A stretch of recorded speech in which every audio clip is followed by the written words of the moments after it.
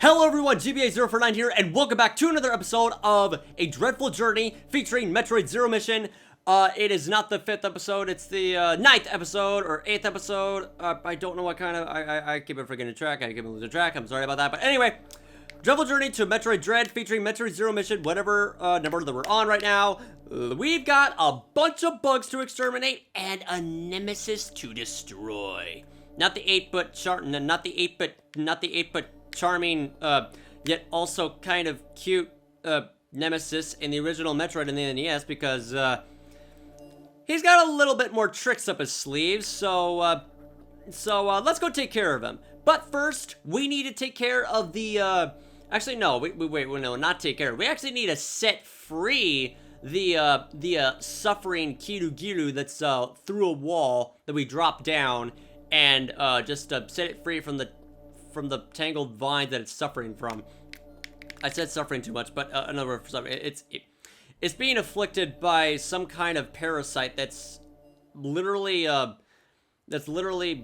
hanging by a thread. Its life is literally hanging by a thread. So let's save its life and destroy it once it metamorphoses into the imago, shall we? Let's go. All right. So where we left off, we have acquired the wave beam. We got the charge. Okay, we had the charge beam. Got some more other things, like like more sewer missiles. Got plenty of energy tanks to survive against tough enemies that just want to kill us. But that should be no problem whatsoever, because now that we got the wave beam. Wait, hold on a sec. What is this? Okay, this is new. I've never seen this before. Oh wait, never mind. I probably did see it before, but it's most likely just leads to an item that I once got before in the past, but I forget how to get. What is in here? This is weird. What the hell? That leads to absolutely nothing. Okay. Maybe it's just there. Maybe just there to confuse. Whoa, wait, no. There's something here. There's actually something here. What the hell? Nothing still? What? Yeah, it's still there confusing. No, never mind. Let's just let us rapid fire forward and speed boost. I was just about to use the freaking shine spark, but you had to ruin my fun anyway. Thanks, purple gamuts. And here we go. Here is the second, or the third. Yeah, okay, never mind. It's actually the third Kiru, but this is the part of time of where people, like, the very first time when they first play Metroid Zero Mission is the time where they first end up getting themselves stuck. This right here is the gigantic, this right here is the gigantic mutated larval insect that is about to morph into the imago later on. However, this is the juvenile form, this is the juvenile called a Giru. It has a very durable exterior on its outer shell, but its weak point is underneath its belly. The glowing red weak spot is what you need to shoot at, because normally if you don't have the wave beam, you won't be able to pass through solid objects. So right now we're just like here to just to unfortunately kill this thing, because it's not really doing anything wrong. It's just sitting there minding its own business, waiting to become an imago in the future. But no, I honestly feel kind of bad killing this one specific Kiru, because it's a really harsh way of telling it to get out of my way, so that way get out of my way so we can progress.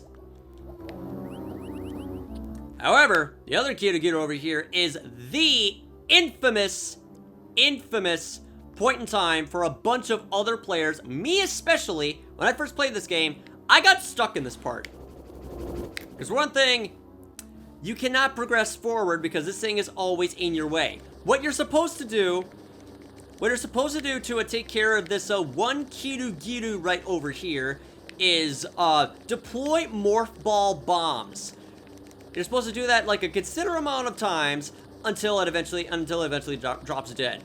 But before I do that, I got some. But before we do that, I got some stuff I need to say about the Kirus in general. They're a little bit creepy in design. I mean, barring the fact that, well, true, well, yeah, of course, it's a gigantic bug that just wants to, like, I don't know, like, I don't know, like, get a hold of our flesh, you know, just, you know, like, you know, just like just bite into us, like we're some kind of tasty snack for it, but, no. What honestly creeps me out the most about the Kiryu-Girus in general is, the spots covering its body. Now, I'm not even quite sure if I can't tell for certain if the spots around its bodies are supposed to be its eyes or something, because they definitely do look like eyes. They definitely do look like eyes all over its body. Because the way that they look, I mean, seriously, three of them outright disappear when they're charging after you. I know some parts of entomology, but I know some parts about entomology when it comes to insects, because Kiryu-Girus, I'm not quite sure where the eyes are located, but normally, since this is a gigantic larval beetle-like creature, actually no, it doesn't. Actually no, it doesn't evolve into a beetle. It evolves into a gigantic wasp that wants to kill you. But anyway, as I was saying, the amount of spots. Okay. How in the hell should I actually say this? The spots around the Kiryu-Giru really reminds me of the spots that are around a caterpillar, because normally when it comes to the ecology, or actually not ecology, biology of caterpillars, the spots around its body are actually the spores that allow it to breathe. Because around its body, like somewhere is where the lungs are, and all those holes that are around its body are actually the air passages that allow it to breathe. But anyway, I've said way too much. Let's take care of this wait, hold on a second.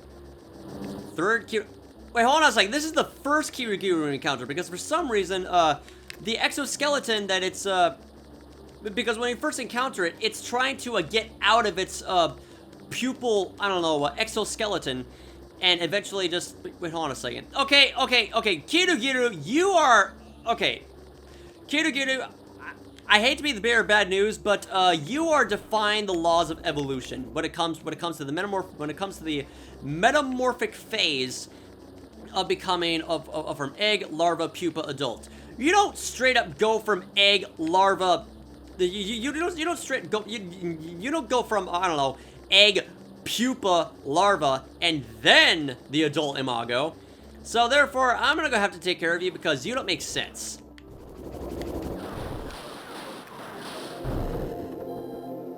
And it looks like that the slow, dreary music of engaging the Kiryu-Giru that infects the vicinity that we're in is officially history.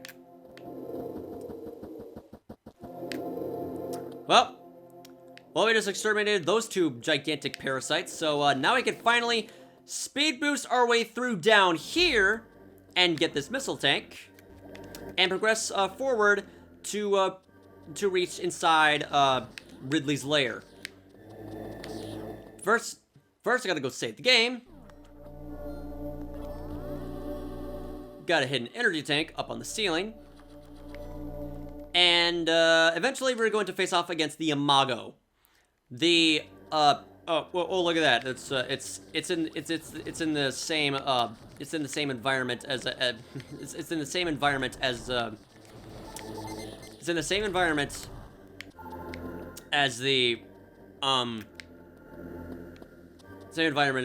Kiryu-Girus in the other area that we're in. It's almost like as if that this area right down here is the Kiryu-Giru's nest, like we're in some type of hive almost.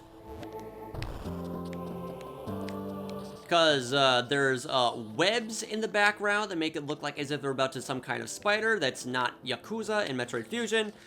And yep, this is definitely some sort of hive. This is a Kiryu-Giru nest of some sorts. Because this is a deceased larva Kiryu-Giru that we just use as a platform to walk across, like some kind of bridge, and indicate and also as a very clear indication to tell on where we're at, because this hallway is very similar to the one directly above, but not exactly. But right through here is where we fight the unfortunate, the unfortunate Kiru that's where its life, it's literally hanging by a thread. Interesting thing about the Kirugirus in general, their music, when you encounter them, from larva, from larva, pupa, and adult, when it comes to the imago, when the Kirugiru morphs in evolution from larva, so too does the music. I'm not quite sure if this is supposed to be a, Kirugiru chrysalis, because, this one is currently suffering for some reason, and, the parasitic tangle vines is literally just using it as some sort of puppet to get rid of us. There's something very disturbing about this, there's something very, very, very disturbing about, very unsettling about fighting this chrysalis Kirugiru right in here, because, well, look at it. Is it alive? Is it dead? Is there some kind of fungus living inside it that's just attacking us, like very similar to spore spawn? Well, spore spawn isn't a parasite. I call him a gigantic plant, a gigantic carnivorous plant bioform that just just moves around back and forth and tries to kill us. This fight really reminds me a lot about spore spawn because of the spores that it just spews, the spews that it expels everywhere around its body. And it's kind of hard to tell if the Kirugiru is attacking us, or maybe it's the parasite that it's infected by. So, let's not let this poor chrysalis, Kirugiru chrysalis, to suffer any longer. And that way we can, I don't know, that way we can complete the life cycle. Well, the more I think about it, Kirugirus in general are pretty damn fascinating as a concept. You're literally completing the life cycle when you're fighting them. You don't really see any eggs yet, but you're in the nest in Norfair. You fight the larva to progress forward because they're in your way. Feel bad doing it at the same time, and then you fight the chrysalis, then you fight the chrysalis to just like sever the cords on its sever the cords attached to its body when it's hanging on the ceiling, and allow this very, I don't know, critically endangered, this is my opinion anyway, the critically endangered species of rippers in planet Zebes, and use it as a stepping stone ice block to give yourself a boost and destroy the vines, and allow the chrysalis to collapse, and the cycle eventually and the cycle resumes. By the time that happens, it morphs into the imago, which is going to be very soon. And for some weird reason, hold on just a second. I always find this really weird. The moment when we detach all the detach all the tangle vines off of this Kirugiru right here, it loses its color from green back to normal. So yeah, in a way, we do actually save its life, so that way we can allow it to continue. But why are we doing this? Well, surprise, surprise. We actually need this very specific, specifically important Kirugiru to allow us to, the only way, for some odd, weird reason, to enter inside Ridley's Lair. We don't immediately go down the elevator, we just take a detour. And, this is also another part where where people end up getting themselves stuck when the first time they play Metroid Zero Mission. Because we actually have to wait for this Kirugiru to dig downward and create a gigantic freaking tunnel in as little as 2 to 3 minutes. Actually, no, not 2 to 3 minutes. Probably less than a minute, and then eventually morph, very freaking quickly, holy shit, into the imago. So now that we save that Kirugiru from being consumed by some type of fungus, let's... Oh, wait, never mind. This actually is the elevator leading to Ridley's Lair. And now we engage a cutscene of where Ridley arrives to planet Zebes on the spaceport mothership and descends. Call me crazy, but there's something actually kind of silly the way that Ridley exits out of the ship. It's actually kind of funny every single time when I look at it, because normally because first it gives you these feelings of immense intimidation to give you a brief, I don't know, like indication, a visual indication of Ridley piloting, not piloting, oh, in a way that actually makes sense. Holy shit, piloting the spaceport mothership, and and by the time when he arrives at planet Zebes, he just swoops back in. Actually, he just he just immediately just instant transition of him just getting out of the mothership, and is sent to destroy us, or sent to destroy Samus, because we've entered into. That actually makes sense. Holy crap. The moment we enter inside Ridley's lair, okay, the very moment when we enter inside Ridley's lair, Ridley is on his way. Ridley is on his way to counteract against, is on his way to encounter Samus. And now that we've finally arrived in Ridley's lair, we are once greeted with the unwelcoming, quintessential alteration of Ridley's lair, soundtrack. This track is extremely ominous. It gives you the feeling that, well, you're not supposed to be here. Very foreboding in a way, because, well, to be fair, you are in Ridley's lair, and it's deeply unsettling in comparison to the genuinely basic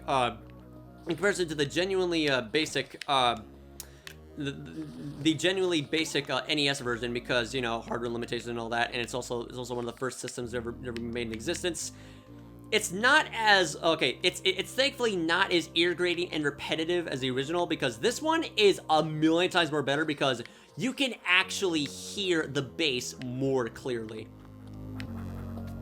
Literally everything about, okay, well, just like what I said, well, an equal comparison to Kraid's Lair, because it emphasizes the characteristics of Lair tremendously well, but also, not only that, but it kind of slipped my mind. But okay, what exactly was I gonna say? Okay, equal in comparison to emphasizing Lair.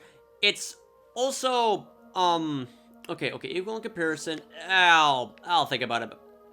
It'll come back to me once I just progress onward through here. So, let's go. Well, actually, no, we actually can't go anywhere further inside Ridley's lair, because we're only here to just wait for the Imago. Actually, not the Imago. The Kirugiru to create its gigantic freaking tunnel and burrow its way, and then yep, yeah, it's already there. Wait, hold on just a sec. Okay, that's just weird. Kirugiru just entered inside another chrysalis. What was the other one supposed to be then? It's egg? That can't be, but yeah, this Kirugiru is already delved very freaking deep beneath the entrance of Ridley's lair. Don't even know how in the hell oh wait, never mind. It probably just untangled itself free, so that way it can make its way down to I don't know, the main area of where the rest of the Kirugiru I don't know, offspring reside inside this door right over here. No, not that door. This door. But since we have the super missiles, we don't even need to bother to going back up to it. We don't even need to bother to going back up to I don't know, but going back up to Norfair, and then take a U-turn. Okay, out of Ridley's lair, go back to Norfair, go to the left, and then go all the way back down to where we first saw, go back to the exact same area of where we freed the Kirugiru, of where it landed, and then we drop down to fight, and then we drop down to face the Imago. So yeah, there really is no purpose to like enter inside Ridley's lair yet, because we still because we need to like fight the Imago first before we before we progress onward in Ridley's lair. And here we go. The moment we just drop back down over here. It hasn't arrived just yet, but okay, that is just weird. The moment when we just, what the fuck? How in the heck? This doesn't make any sense. How in the hell did Imago just like go from larva, okay, egg, larva, pupa, adult in like the span of less than a minute the moment we encounter it? That makes no sense. Wait a second. Wait a second. Maybe, just maybe, this might be a possibility. The tangle vines and quite possibly the parasites in like, oh, that actually that could be a possibility. That could be a possibility. The way that like immediately like a transition from larva to adult so incredibly quickly is because that whatever it was being afflicted by allowed it to morph into the adult phase rapidly. It increased its metamorphosis. It increased metamorphosis. It sped things up. That's incredibly quickly. That was really fast. But anyway. And here we go. Here he is, right here. Here is the Imago. He doesn't really do all that much, considering that all he does is just fly around back and forth, just chasing after you, or you chasing after it. And for some reason, he is not affected by the speed booster whatsoever, not the shine spark, because no fun allowed, once again. Yep, this is definitely a Kirugiru nest, and it took me a long time to notice it. You know, interesting thing that I really like about the Kirugirus as a whole. Well, as heck does it, well, okay, oh wait, hold on a second. I actually talked about it. I already mentioned it already. You're gonna have to try a little bit harder than that. Alright, never mind. Okay, as easy as this fight is, it's actually kind of, it's actually kind of fun in a way, because, you're chasing after a bug, and a gigantic bug is chasing after you. It can end both ways. I'm not really fond of, I'm not really all that, okay, perversely speaking, I'm not really all that fun of fighting the Imago, because it ends just as quickly the moment you encounter it. Because all I have to do is like run around back and forth as it flies around back and forth. In a seemingly endless cycle, just to stab you to death with its stinger that it tries to impale you with. You're supposed to like run back and forth and just like barrage it with a bunch of missiles until it's dead. And you can't. And you have no way of like attacking it unless it goes to the right. If it goes to the left, you can't do anything. And I'm literally trying everything I can. It really is not affected. It really is not affected by the speed booster. Also, its death is also the way that the Imago dies is kind of hilarious. It just crash lands directly straight into the wall of eggs that contain the super missile. The authentic super missile that we were supposed to obtain in the first place, but no, we just got it early via tricky trick. Speedball. Yeah, that's what we did. So yeah, the Imago's terminated, and now we can officially progress onward inside, inside Ridley's lair. Interesting life cycle that we just witnessed, I must say. Wait, hold on a sec. Wait, hold on. Hold on just a sec. Oh, wait a minute. There actually is no way to like get to there actually is no alternative path to get to the Imago. It's one way only. I completely forgot about that. Well, you know, this area definitely, this area right over here looks very familiar for the original Metroid. Still got it's still got the steel pipe structures and a swarm of the purple of the two-legged purple spiked side hopper subspecies Deskigas that are now in swarms, but not as much or not as dangerous as it was in the original Metroid by any means, but it's still a very nice throwback to remaster what really needed to be, well, you know, remastered. Oh, okay, hold on a second. And I'm just gonna go wait for this multi-viola to eventually. Oh yeah, of course. Do you think that? Okay, hey, fellow multi-viola that looks like a skull gasping for air bubble. Take me to my destination. I can't get. I missed it. Fuck. Well, I'm gonna have to like go all the way up here.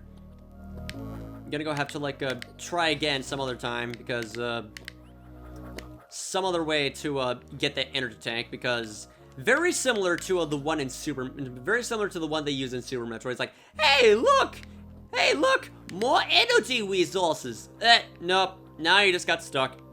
And now you're practically forced to get good with the wall jump. Really harsh way to understand, to actually learn how to do the hidden techniques in Super Metroid, because it's mandatory. If you don't understand how the wall jump works, you're never going to get out of that pit in the depths, in the surface of Brinstar in Super Metroid.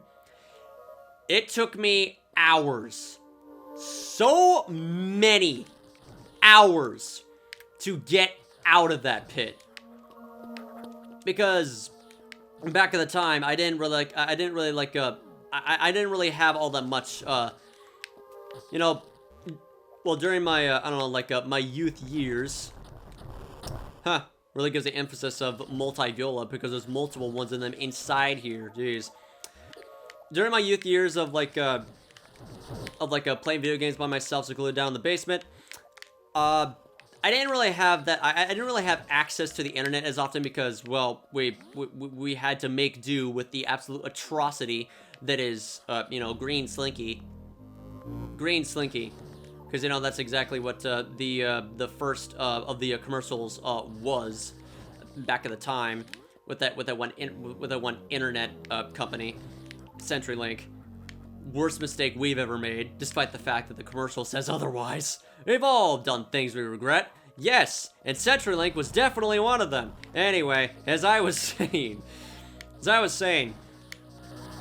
I didn't have access to internet all that much, so there was no way for me to actually understand I don't know, the keys to unlock the secret behind the wall jump mechanic in Super Metroid.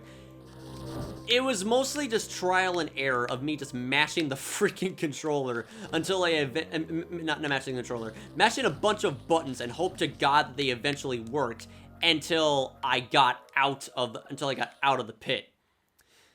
So, yeah, that's how it was for me, and it didn't really end all that well, because it's like, oh wait, there's more things up there. I'm gonna go all the way back down where I'm stuck again. Fuck. But now that I'm a lot more intelligent and more wiser when it comes to playing Metroid games and all that, wall jumping is an absolute non-issue for me because I've officially mastered it. Well, not mastered it to the point of where I understand every other speedrun trick in the book when it comes to playing Super Metroid in general.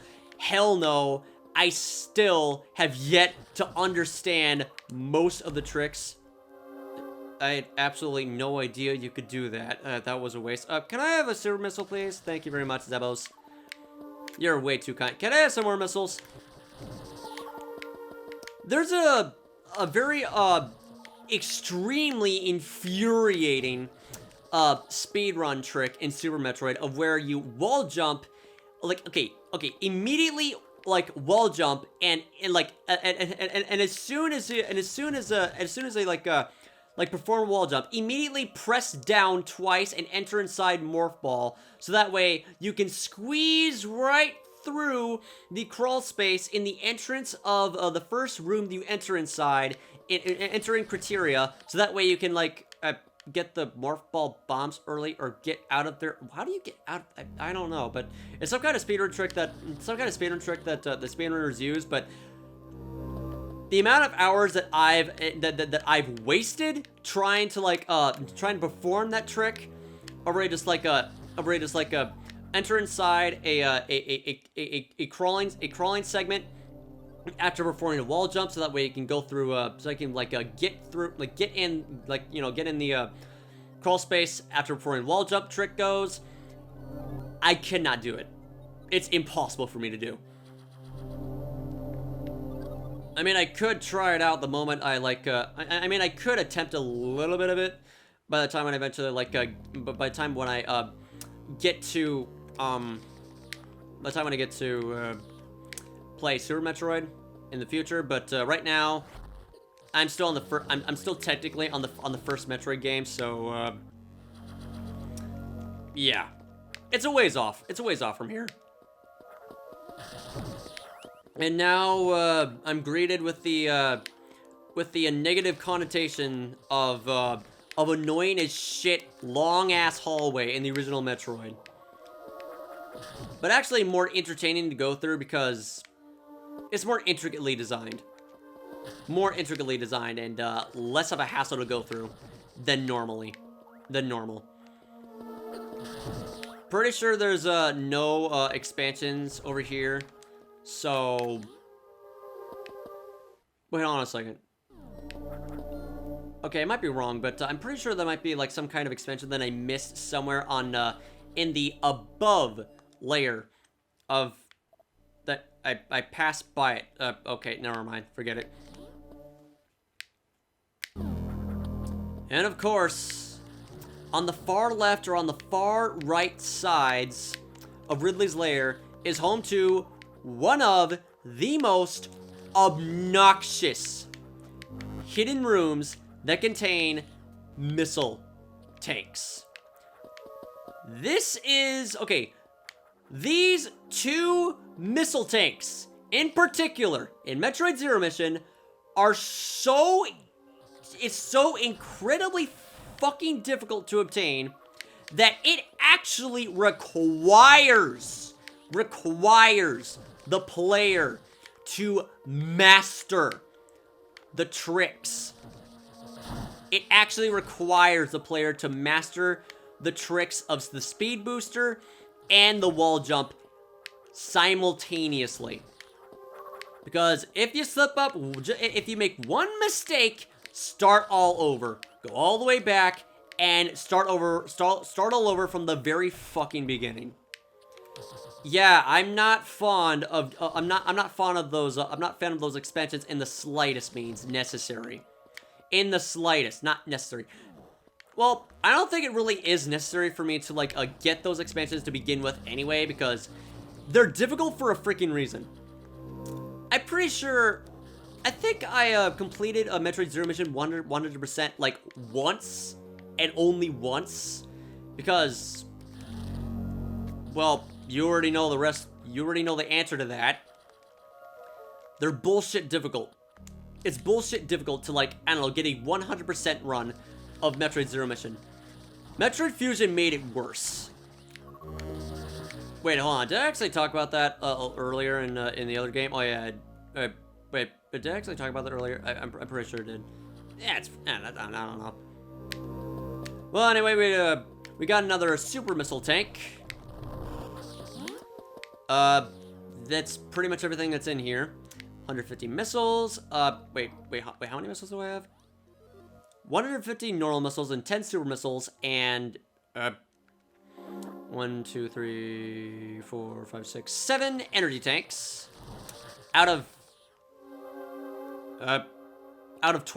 Out of 12 energy tanks.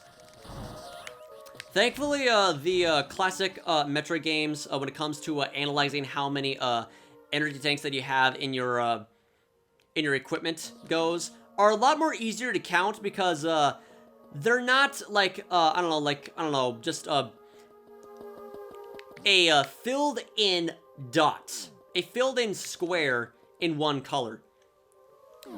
I can't even remember how many energy tanks I can't even remember how many freaking energy tanks you can get in the Metroid Prime series, because I always have to like go up close in front of the freaking screen to actually count how many I have, without squinting. Bottom line, it's much more easy. It is much more easier to tell of how many energy tanks you have in the classic series, in the classic games, because they actually have 3D pixel designs, so that way it's much more easier to count. Because if they're filled out in one color, then I'll be like,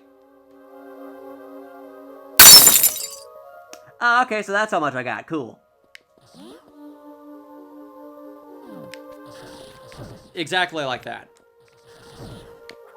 Alright, somewhere over here, the most malicious out of every single freaking missile expansion in the entire game has a speed boost chain wall jump gimmick puzzle section room that genuinely pisses me off.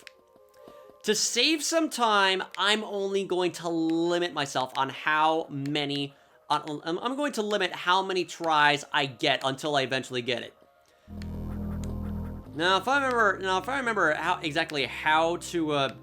actually get through there, I'm pretty sure it has to be somewhere down here. Okay, there's ramps in the save station.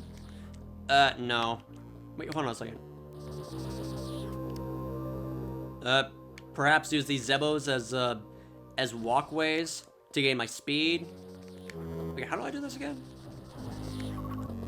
Oh man, I guess I'll get some pickups along the way. Wait. Oh right, of course I'm dumb. I'm okay. I'm actually dumb. You're supposed to run across the you're supposed to run on top of the ceiling of this gigantic freaking hallway in Ridley's lair. And then perform the shine spark very quickly, very freaking quickly. I completely mess it up, son of a bitch. Yeah, actually, getting up, reaching that room is a challenge in and of itself because it requires a lot of freaking precision. In my honest opinion, the energy tanks in Metroid Zero Mission are much more fun to obtain because... Ah, come on. They're not missiles. Okay. This might sound crazy to some of you watching this, but some of the energy tanks that you would get in... Okay, not all of them. Not all of them.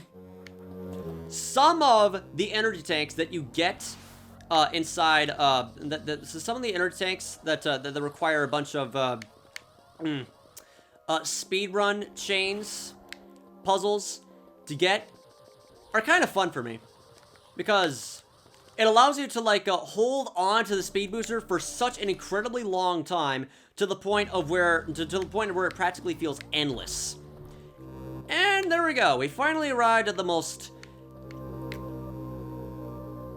oh god, disgustingly devilish room in the entire game. I'll only get 5 attempts, and if I run out, I'm moving on. Alright. Let's go. Go. Alright, nope, fuck, okay, nope, I couldn't get it, nope. Alright, attempt number 2, let's go. I'm not spending hours trying to get this stupid missile. Trust me on that.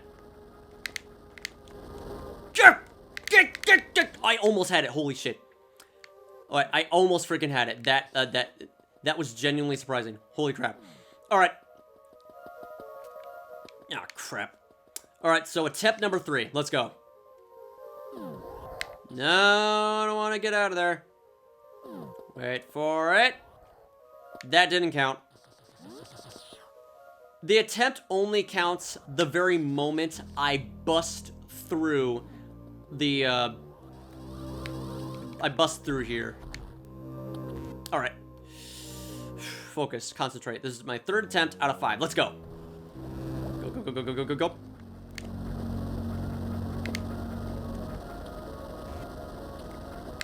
Ah, ah, damn it! I was so close. Ugh. Alright. Attempt number 4. Let's go.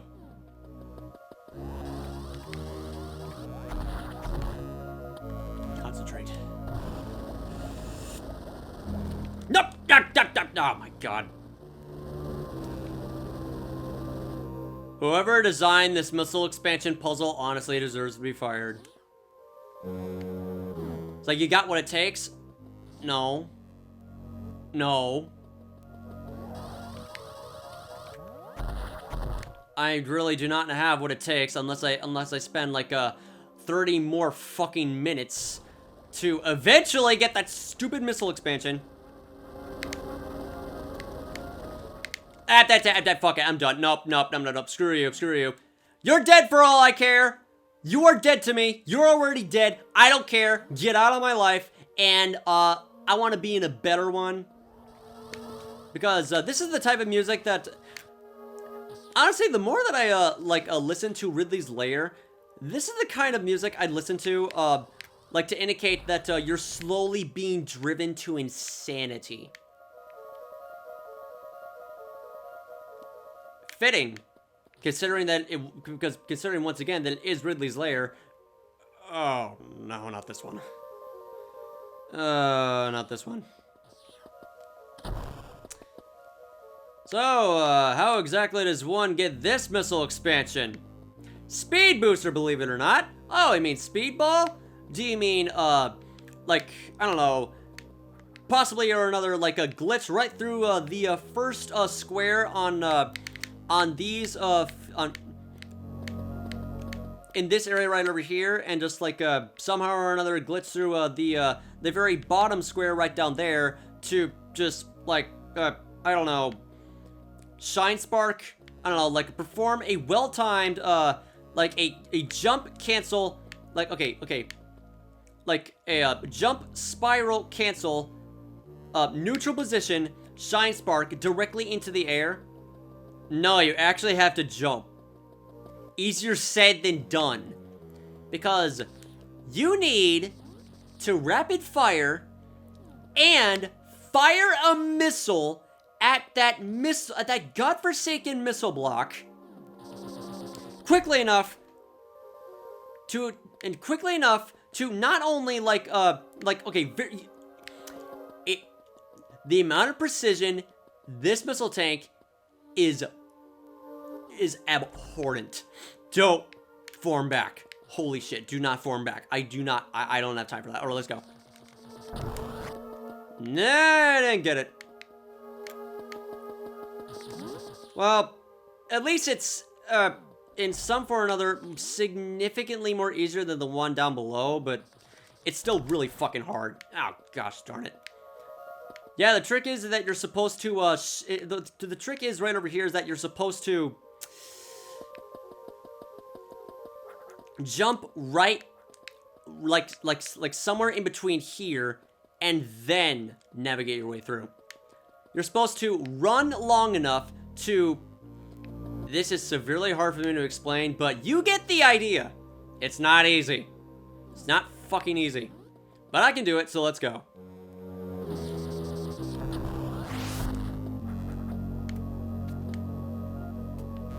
Didn't really take out that much attempts as much as I thought, but yeah, anyway. Missile tank acquired. We got it. Alright, moving onward. I wonder if it's actually possible to destroy every other...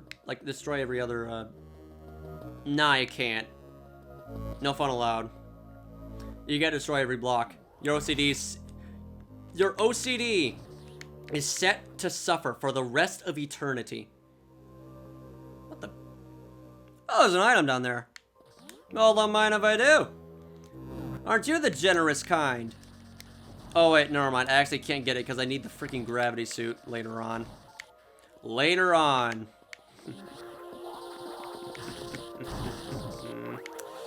Can't wait. Yep. Can't wait.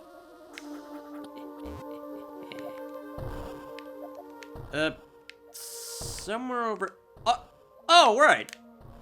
That's actually fake lava down here. This game sometimes just loves to trick you into believing that something is real or fake or something that can't be traversed and actually can be traversed.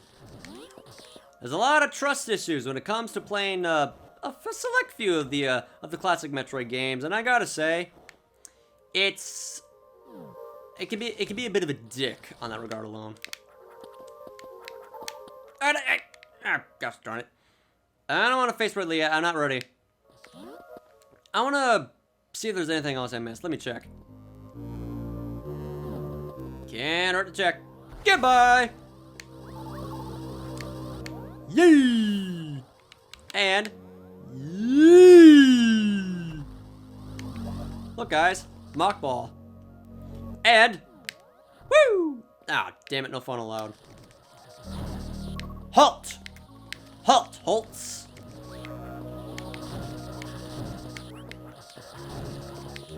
I'd give a small fortune to some of the enemy names. I don't know, like give a small fortune to give a small fortune. Oh, not saying that I am filthy rich or anything, but I'm just saying. I'm just exaggerating with this right now, but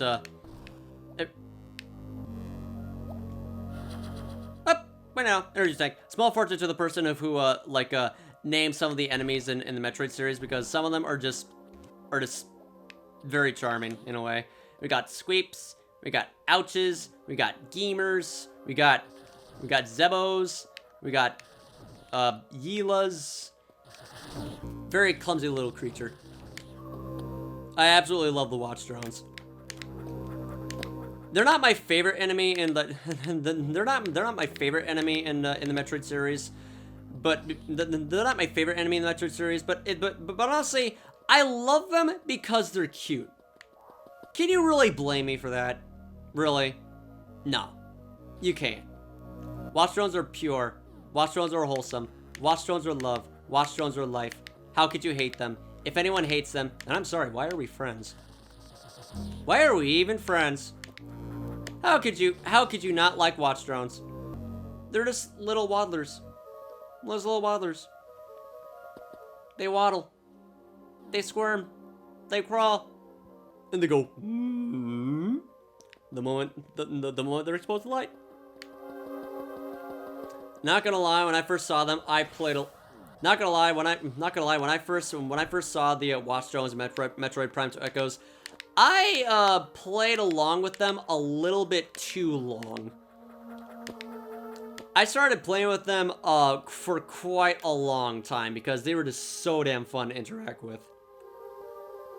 If anyone's wondering, my favorite enemy is the Resbit. I don't know who in the hell designed it, but they're absolute fucking geniuses.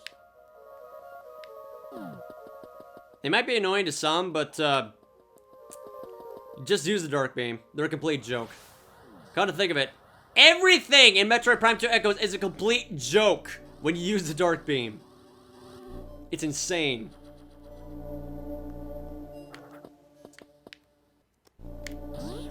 Well, anyway. We are getting close to reaching our destination. We're getting very, very close to reaching where we need to be when facing off against our no longer baby step charming Pterosaur Ridley. Or as my childhood mind called it, Ridley. Because once again, I didn't have the internet. I didn't know how in the hell to pronounce his name. I called him Ridley because, you know, oh, okay, so it's like ride, but with R-I-D. So their name is Ridley. No. That might be insulting for, that might be annoying for some of you people watching this, but what can I say? When you're a kid, when you're a kid, you end up doing pretty stupid shit and say stupid things. Because right now, I don't call him that anymore because, you know, his proper name is Ridley. Though I will kind of get a little bit annoyed by the time when someone actually does watch this. They're gonna go end up calling it Ridley. And it's going to end up becoming a meme. Because of it.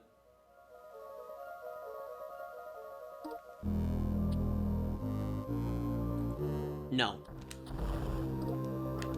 Don't let that be the case. I'm all for memes just as long as they're good. And not a concept that is just taken out of someone's ass when they're like, I don't know, like on the toilet. You know, kind of think of it when it comes to the general premise of the like, I don't know, the ascension of new memes that are brought to the table. They're most likely, I wouldn't even be surprised if it was actually the case. They're just toilet thoughts. They're just thoughts that people have when they're just sitting on the toilet.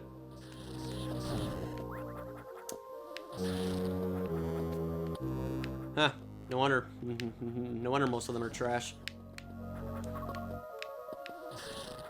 Like, dancing hot dog. Or nobody. Nobody. Finished caption here. I absolutely fucking hate those types of memes with a burning passion. Not burning passion, but just, they just really irritate me to no end. Alright, so let's gonna go take care of this Ghidorah. And this one's a lot more stronger than the one in Kraid's Lair, because this one has the same properties as the ones in Metroid Fusion.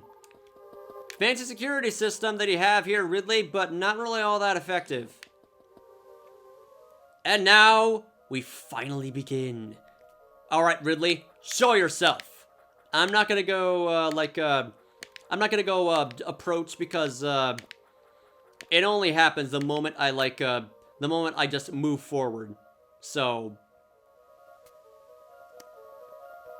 we're gonna go have the shock and upheaval of a spontaneous arrival of when Ridley just swoops down and just puts Samus in absolute shock. Like, brief moments. Well, not the way that other Ram handled it, because, you know, it's just, it's very instant and sudden. That's too, well, it's a shame that the exact same thing is, the exact same, wait, what the hell? Oh, right, I forgot. We need to get the unknown item first, and then we go after Ridley. And aren't you a generous lad? The game is making making sure that we are fully prepared to face off against our nemesis, our newly reborn, fleshed out in villainous exploits nemesis. Because he really does arrive with a bang. Actually, he doesn't arrive with a bang. He just swoops down and surprises the ever-living shit out of Samus. Because the look on her visor, because you can't see her face, because only Lord knows on what Samus actually looks like through the visor in this one instant cutscene, because this is a badass cutscene. I absolutely love the detail behind it.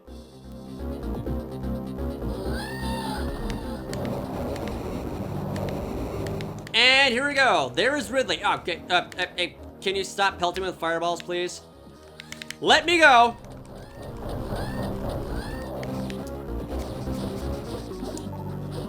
You know, I'm actually curious. I want to see your attack moveset at a distance. Without, wait, why are you doing so much damage? Oh, to be fair, you are Ridley, so. What? You're not gonna go turn around? Oh, God. Well, I'm just gonna go right through here. Curious, can you actually attack? Whoa! Okay, never actually seen you do that before.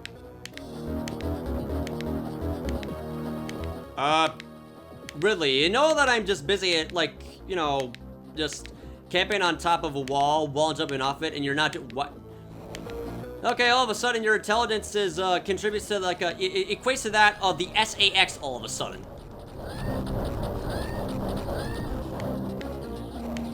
Okay, never mind. I should probably take care of you very quickly. There we go. Gotcha. And what I know, it's the exact same, and what I know, it's the exact same color as Ridley on the Super Metroid box art. also known as the same alternate skin that E-Man uses whenever he uses Ridley, or E-Man 59 skin whenever he plays Ridley in Super Smash Bros. Ultimate. E-Man, if you're watching this, to be honest, I kind of miss fighting your Ridley. I miss the Dittos. Bring them back. Yep, I'm a Ridley main, proud Ridley main. Absolutely love fucking using him. Absolutely love fucking using him. I live for Skewer. Skewer is my blood. And, out of every single character, Ridley's the, I kind of act like glue whenever I use Ridley, because I never seem to let go of him, because he is so much fucking fun to use. So much fun. I love his design. I love his attacks. I love his animations, and the up taunt screech is the best one that he has. Do not at me. E-Man will beg to differ, because he just likes because he likes the downwards. He likes the downwards. He likes a downward tall. He likes a downwards Ridley standing up tall taunt just because of the memes. Preposterous! How dare you have that? How dare you have that notion lodged in your brain? Nah, I'm just kidding. I mean, preferences are welcoming. Well, I mean, any preferences are welcome. But, in my opinion, up taunt reigns supreme. You just can't beat it. It is the taunt that I use to rub salt on the wound. Every single time. Every single time when I, like, pull off something, satisfying, or just something that liberates my soul. Every single time when I, like, pull off something that just makes me go, yes. I'm going to enjoy watching you suffer. It gives me life. I require more.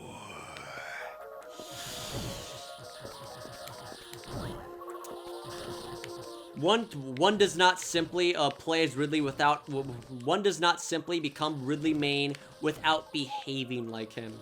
Because, I'll be honest, as fun as Ridley is, I become a completely different person every single time when I play as him in Super Smash Bros. Ultimate.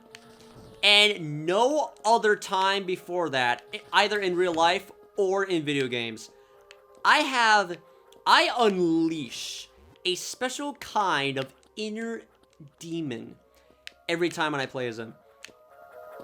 And I enjoy it, because I feel like that I am actually Ridley every single time when I play as him, because he's fun to use. He destroys his enemies to lifeless oblivion without a shred of mercy. And oh man, it never gets old. It never gets old. Every single time when I just destroy my opponent with Ridley. Especially when they're just so clumsy enough to just, I don't know, let's just say, become a little bit too reckless and aggressive when they fall straight into an ever so powerful wave bounce skewer the moment they expect it. Oh my god, it gets me every time. Every single time when I land skewer, oh my god. I am like the devil every single time when I successfully land it. To the point where I am thirsty. I'm actually freaking thirsty whenever I use that move. Because I don't care. High risk, but oh, so excellent reward when you land it. I absolutely love it.